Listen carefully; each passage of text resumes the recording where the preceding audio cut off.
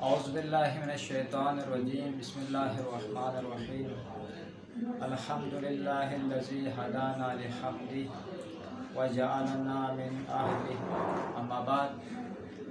آج کے درس کا عنوان سخن ہے قرآن مجید اور ہدایت۔ ظاہراً قرآن مجید ایک کتاب ہے، لیکن حقیقتاً اگر دیکھا جائے تو یہ کلام پروردگار ہے۔ اللہ رب العزت نے اسے انسانوں کی ہدایت کے لیے نازل فرمایا ہے۔ چنانچہ سورہ ابراہیم میں پروردگار عالم کا ارشاد ہے کہ الف لام را کتاب انزلناہ الیک لتخرج الناس من الظلمات الی النور، کہ حبیب ہم نے تم پر اس قرآن کو نازل کیا، کیوں؟ مقصد کیا ہے؟ لتخرج الناس من الظلمات الی النور، تاکہ لوگوں کو ظلمات سے نور کی طرف نکالا جائے۔ یہاں ظلمت کی جمع ہے، اور عربی میں جمع کا جو صیغہ ہے اس کا اطلاق کم از کم 3 افراد پر ہوتا ہے، اور زیادہ سے زیادہ اس کی کوئی حد معین نہیں۔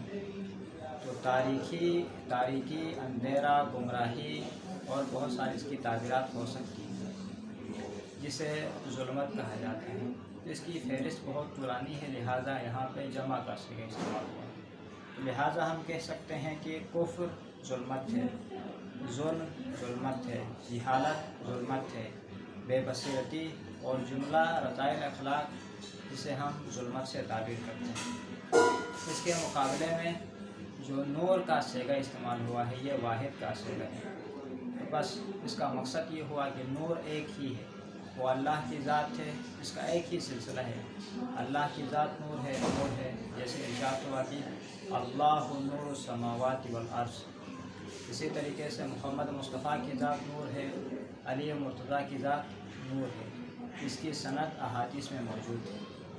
بس جو بھی چاہتا ہے کہ وہ اللہ تک پہنچنا چاہتا ہو، اللہ کا قرب حاصل کرنا چاہتا ہو، اسے چاہیے کہ وہ قرآن سے وابستہ ہو۔ جو محمد تک رسائی حاصل کرنا چاہتا ہے اسے چاہیے کہ وہ قرآن سے وابستہ ہو۔ جو علی سے متمسک ہونا چاہتا ہو اسے چاہیے کہ وہ قرآن سے وابستہ ہو۔ اور آج کے زمانے کے اگر نور کی بات کریں تو مہدی برحق تک جو پہنچنا چاہتا ہے اسے چاہیے کہ وہ قرآن کی اتباع کرے۔ عرض ہوا کہ یہ قرآن مجید کتاب ہدایت ہے، ہدایت بھی اس رستے کی طرف جو سب سے زیادہ سیدھا ہے۔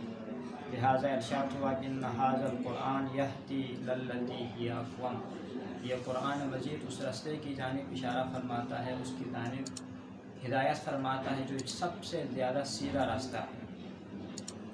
قرآن مجید کے مخاطب 2 طرح کے ہیں، ایک تو عمومی انسان جس میں کسی قید اور کسی شرط سے بالاتاب ہو کے قرآن ہدایت فرماتا ہے، دوسرا مومن اور متقی۔ لہٰذا ارشاد ہوا کہ انا بیان للناس وہدی وموعظۃ للمتقین، یہ عمومی انسانوں کے لیے بیان ہے۔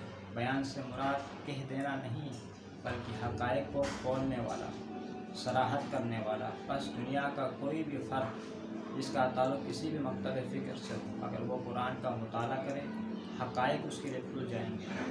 اسی طریقے سے ہدایت بھی کرتا ہے یہ قرآن مجید، لیکن ان افراد کی جو متقین ہیں، جو ایمان والے ہیں۔ لہٰذا عرض ہوا کہ وہدی وموعظۃ للمتقین، یہ کتاب ہدایت بھی ہے، نصیحت بھی ہے ان افراد کے لیے جو متقین ہیں، جو پرہیزگار ہیں۔ متقی کی یہاں پہ ہم تشریح کریں کہ متقی انسان وہ ہے جو تمام فروعات دین کو، جو تمام دین کے احکامات کو ہمتاً اس پر عمل پیرا ہوتا ہو، اسے متقی کہا جاتا ہے۔ قرآن متقین کی ہدایت فرماتا ہے، اس جانب صراحتاً سورہ بقرہ کے ابتدائی آیات میں بھی ارشاد ہوا کہ الف لام میم ذالک الکتاب لا ریب فیہ ھدی للمتقین، یہ جو کتاب ہے اس میں ذرہ برابر شک نہیں، یہ کتاب ہدایت ہے ان افراد کے لیے جو متقی ہے۔ قرآن مجید کے بارے میں بہت ساری احادیث ہیں، بہت ساری روایات ہیں۔ خود نہج البلاغہ کے اندر 20 سے زیادہ خطبوں کے اندر قرآن مجید کا تذکرہ ہوا ہے۔ یہ ایک ایسی زندہ و جاوید کتاب ہے جسے اللہ رب العزت نے انسانوں کی ہدایت کے لیے دستور حیات قرار دے کے نازل فرمایا ہے۔ اس کی تلاوت کی بہت اہمیت ہے، اس پر تدبر کرنے کی دعوت دی گئی ہے۔ اپنی زندگی کی تمام مصروفیات کو، اپنی زندگی کی تمام نجی اور اجتماعی جو فرائض ہیں اس کو انجام دینے کے لیے قرآن مجید کو بنیادی عامل قرار دیا ہے۔ لہٰذا اللہ رب العزت کے بارگاہ میں دعا ہے کہ خدا ہم سب کو قرآن مجید کی تعلیمات پر عمل پیرا ہوتے ہوئے اس کے مطابق زندگی گزارنے کی توفیق ہے۔ وما علینا الا البلاغ۔ والسلام علیکم ورحمۃ اللہ وبرکاتہ۔